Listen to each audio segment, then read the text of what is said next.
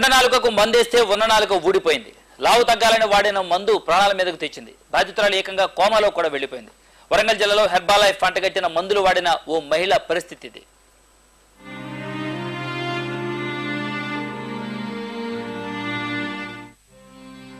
ప్రజల్లోని బలహీనతనే పెట్టుబడిగా పెడుతున్నాయి కొన్ని కంపెనీలు. లావు తగ్గాలని, రక్తహీనత నుండి విముక్తి పొందాలని, అందంగా తయారు కావాలని ఆశపడే వారిని పట్టుకుని హెర్బాలైఫ్ అనే గొలుసుకట్టు కంపెనీ ఫుల్లుగా పిండుకుంటోంది. దేశవ్యాప్తంగా జరుగుతున్న ఈ చైన్ బిజినెస్ వరంగల్ జిల్లాలో ఓ మహిళ ప్రాణాల మీదకు తెచ్చింది. ఆ సంస్థ అంటగట్టిన పనికిరాని మందుల్ని వాడిన అనిత అనే మహిళ ప్రస్తుతం మంచానికి పరిమితమైంది.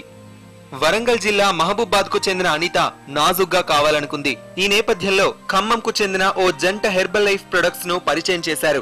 ఏకంగా 4500తో మందులు కొని మరో నలుగురిని చేర్పిస్తే డబ్బు రీఫండ్ ఇవ్వడంతో పాటు గిఫ్ట్లు వస్తాయని నమ్మించారు.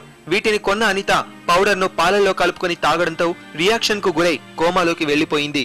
ఖమ్మం నుంచి ఇద్దరు వ్యక్తులు, భార్యాభర్తలు కృష్ణమోహన్ మరియు సంతోష్ కుమార్ అనే ఇద్దరు వ్యక్తులు వచ్చి ఈ హెర్బల్ పౌడర్ అమ్ముతా అని చెప్పేసి మహబూబాద్లో మెయిన్ ఏరియాస్లలో వాళ్ళు అమ్ముకుంటూ మా బజార్కి రావడం జరిగింది. వచ్చి ఇవి మీరు వాడండి, దీనివల్ల మీకు ఫ్యాట్స్ అవి తగ్గుతాయని చెప్పేసి మాకు దాదాపు సుమారు 4700 రూపాయల మందులు ఇచ్చినారు.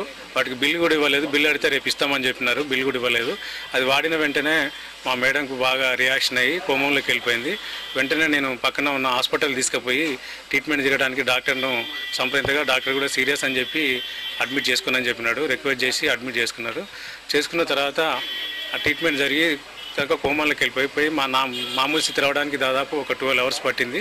ఆ తర్వాత నేను ఇదేందని ఆ హెర్బల్ వాళ్ళకి ఫోన్ చేసి అడిగితే మాకు సంబంధం లేదు, అన్ని దేశాలలో వాడుతున్నారు, మీకు ఇది వాడడం మీకు మమ్మల్ని బ్లాక్మెయిల్ చేద్దామని మీరు చెప్తున్నారు అని చెప్పేసి రివర్స్ అమ్మా అని చెప్పి వీళ్ళపై అధికారులు చర్యలు తీసుకోవాలని చెప్పేసి నేను మీ మీడియా ద్వారా నేను కోరుచున్నాను.